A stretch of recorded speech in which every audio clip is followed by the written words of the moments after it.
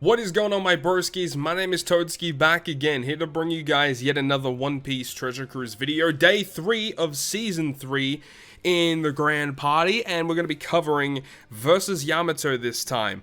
We're not going to be covering the new Nami legend in Grand Party, mainly because there's actually there's an error with the character in the game. She doesn't actually work as intended with her fixed damage dealing effects. It actually doesn't take the enemy's defense and resistance out of the damage, so for those of you who have even attempted using Nami, I mean, you know, more power to you, but yeah, I'm not going to be using her while she is currently bugged. It puts you at a very big disadvantage, but that's not why we're here today. We're here to talk about versus Yamato. We already did a little bit of a showcase for versus Kaido, and, you know, he seemed okay. It wasn't my favorite thing in the world, but let's go ahead and break down what Yamato is able to do in Grand Party. So her GP leader skill gives buffs to Dex, Int, and also Free Spirit characters. So that's kind of neat. You can build some very interesting teams here. Now, I know that in the past couple of videos for Grand Party, I have included like a Psy-based team or a Free Spirit-based team, and I don't really want to do that again. So that's why we're optimizing a Dex and an Int-based team, even though if you do use Free Spirit, you get a lot of really good buffs. Attack, HP, and CT increase. All of those are amazing, don't get me wrong, but I want to try something a little bit different today. As for her special, the way that you get it to activate is you have to defeat 10 enemies, which is not always going to be the easiest thing to do when you're running a strategy like this, where we only have, you know, 5 characters on each team. We're typically not going to be coming up against max stacked out teams. But the way that this GP ability would work is that, you know, usually the first match you're probably not going to get. I mean, you literally can't get it. But halfway through match 2 would be where you could probably get it. So it's almost as if like in order to get this to activate, you kind of need to throw one of your matches away just so you can get this to activate.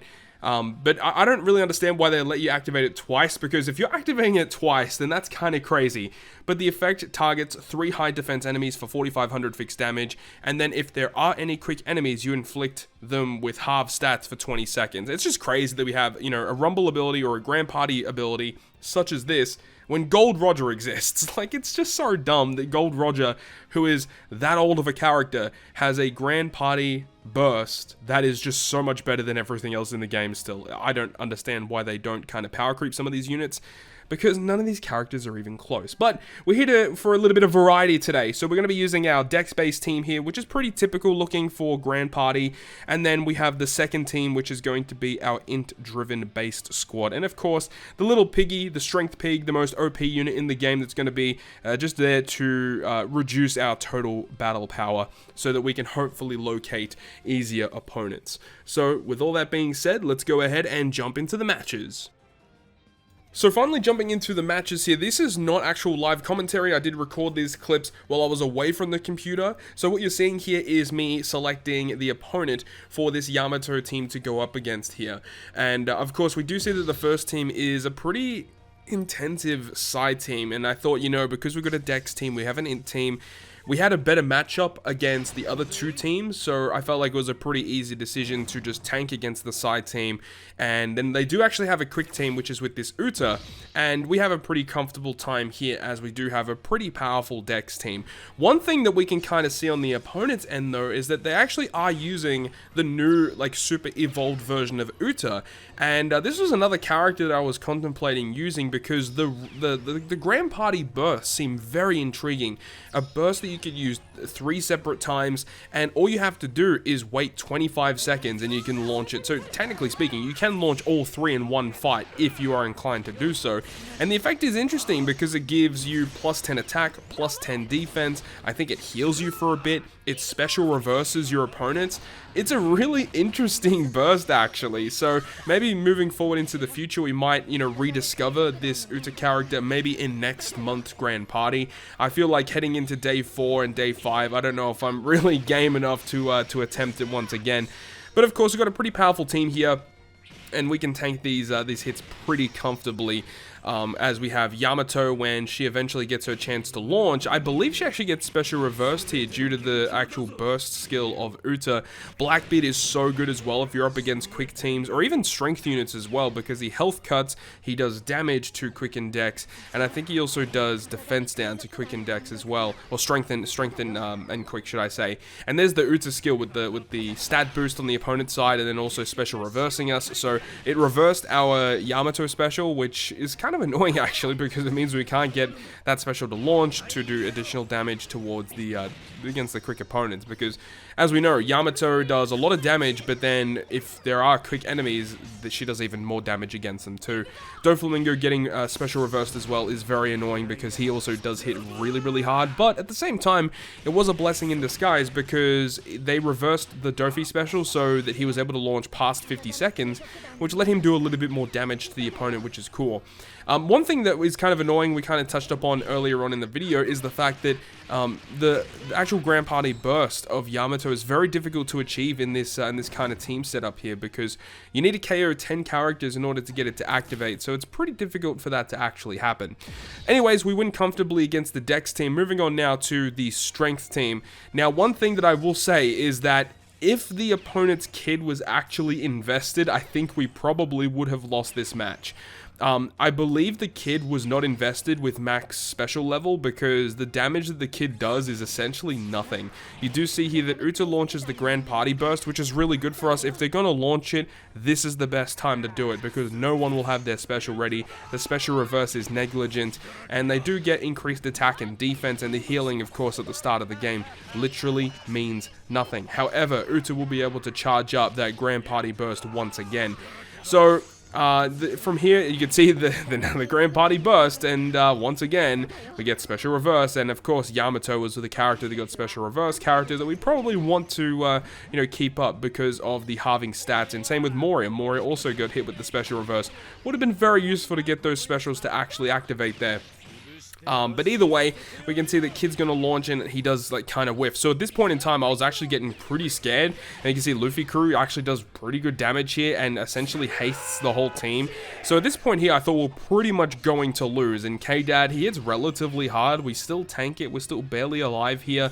The Odin had already launched prior to, and then the kid special launches here, but you can see it only does 0.6 times his attack, so he is definitely not invested.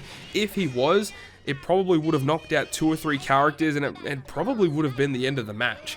Either way, we continue on, and there we go. Uta goes ahead and kills 3 of them. Dofi comes in with huge damage, knocking out an additional character. We have the Grand Party Burst, and we can go ahead and launch it here to get the win against the opponent. So, a little bit of a risky win for sure, but a win nonetheless that we'll gladly take.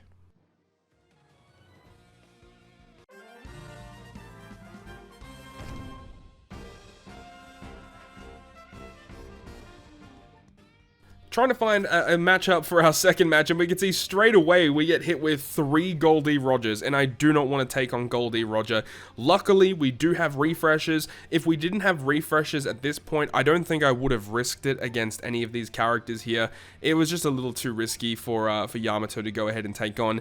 But when we do refresh, we are blessed with a very easy matchup, luckily here, against the Versus Akainu as the GP leader. And for those who are unaware, Akainu doesn't have a GP leader skill, so essentially it is no leader skill that we have to worry about. We do still have to worry about the matchups. I do see that Akainu is on the bottom, which means that the bottom team, even though it is blocked out, we know like pretty much for sure it's going to be a quick team. So I know that our Dex team shouldn't have an issue with that. And then we do have a free win here given to the opponent due to the pig. I didn't want to take on Dex teams. They're just really annoying, and this one looked incredibly bulky and not really to my flavor, especially due to the fact that they had the 8.5 anniversary Zoro character on their team, which can do damage through defense, which is kind of annoying. Now, this second team, it almost felt like a bait team, but either way, we're going to go with it.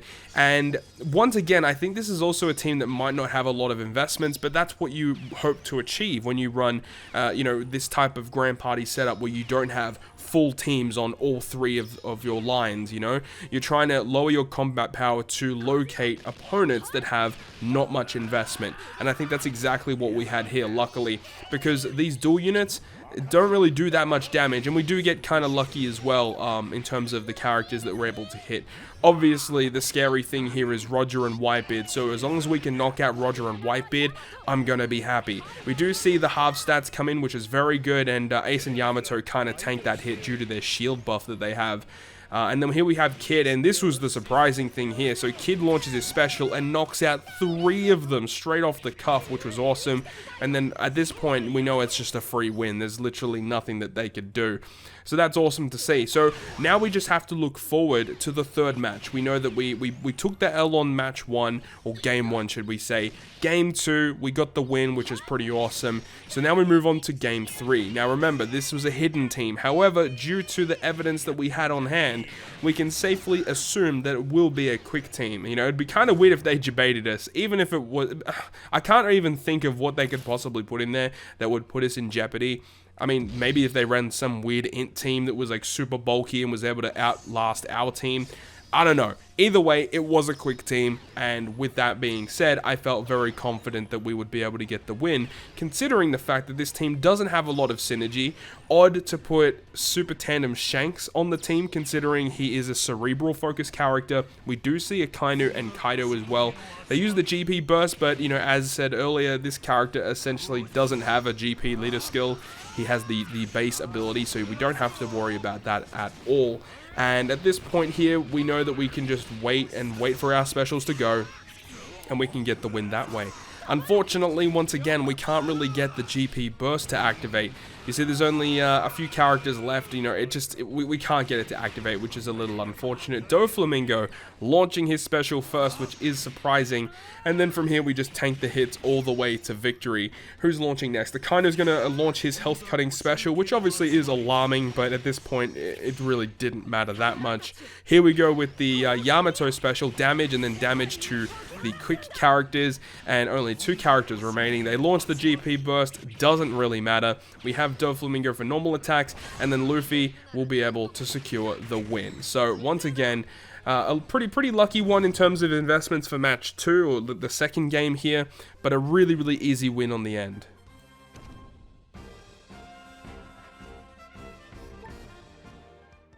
And now we have the final matchup here that I was luckily able to find. Now, this is where I screw up massively. If you guys ever find yourself in this situation, do not do what I do here. What I do, and what I feel is the incorrect thing that I did, is I just went straight into the matchup and didn't do anything. What I would suggest is, because this team looks so easy, the combat power is so low, and especially the second team is really easy to beat. What you should do in this situation is reduce your combat power of your team even more. And by doing so, it means that tomorrow, when we get into our next matches, we should be able to find opponents that are a lot weaker once again. So this is overkill for sure. We did not need to run a full team of 5 characters here. To be honest, we probably could have got away by running 3 characters. Luffy, Kid, and Yamato probably would have handled this very comfortably. We could have cut out Blackbeard and Doflamingo, and once again, in the second game, we definitely could have done that as well. I just don't think the opposing team is super threatening. There's not a lot here that is going to do a lot of damage to us with the bulk that Luffy and Kid have, and especially when we get to a situation where, like, if the opponent even would knock out a character, hypothetically, Luffy can revive 1 character as well. So it's almost as like we have, you know, 4 characters on a team when you have Luffy and then 2 other characters. You know what I mean? Like, it just really wasn't necessary. So, you know, in hindsight, I definitely would have ran a lot more lower combat power teams, so that tomorrow on day 4 of Grand Party, we were able to find even weaker teams. We move on to the second game now. We have our int team, and once again, it's pretty straightforward. There's not a lot going on here that is super threatening. So we can see that, you know, just it's a random concoction of characters with Blackbeard, Law, Luffy, Sanji. Chopper is annoying for sure, his healing capabilities. He has a very good rumble ability too, with HP and defense increasing effects, but Boa's not really threatening. Blackbeard can be threatening, but I mean, it's nothing compared to what we have on our side of the field. So yeah, that's a little bit of an error on my behalf for sure. But despite all that, we were lucky enough to find a very, very easy opponent to secure our win. So we're currently on 9 wins, and now we get to look forward to day 4. Hopefully at the end of day 4 we can hit 12 wins. That would be the best case scenario.